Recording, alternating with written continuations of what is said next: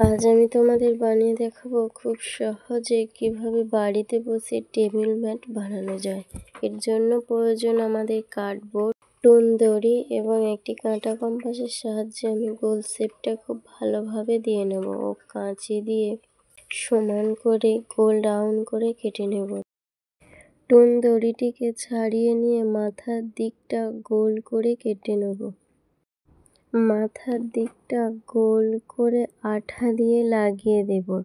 দড়িটাকে ঘুরিয়ে ঘুরিয়ে আঠা দিয়ে লাগিয়ে দিতে হবে। ভালোভাবে আঠা দিতে হবে যাতে পরবর্তীকালে ছেড়ে না যায়। দড়িটাকে পুরো ঘুরিয়ে ঘুরিয়ে আঠা দিতে হবে এবং আঠা দিয়ে অ্যাটাচ করে দিতে হবে। ওপরের দিকটা যেহেতু সুতো ওঠা ওঠা টাইপের লাগে, তাই ওটিকে ভালোভাবে আটা দিয়ে মসৃণ করে দিতে হবে এবং সমস্ত দিকটা আটা দিয়ে ভালোভাবে ঘুরিয়ে ঘুরিয়ে অ্যাটাচ করে দিতে হবে। আর লক্ষ্য করতে হবে একটু বেশি পরিমাণে আঠা দিতে হবে যাতে এটা খুলে না যায়।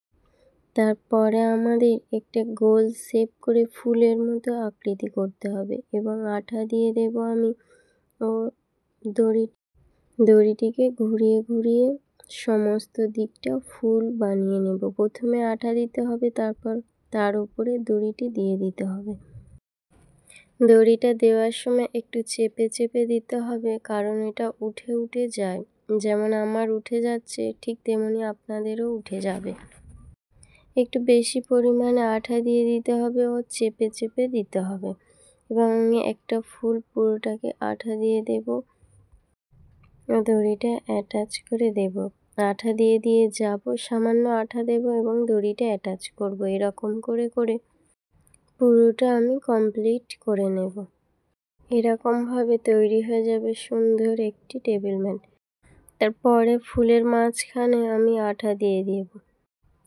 এটি উঠে উঠে যায়, খুব উঠে যায়, তাই বেশি পরিমাণে আপনারা আঠা দিয়ে দেবেন এবং ঘুরিয়ে ঘুরিয়ে একদিকটার দিক গিয়ে আর একদিকে এসে এরকমভাবে আমি যেভাবে করছি ঠিক সেভাবেই আপনারা করবেন।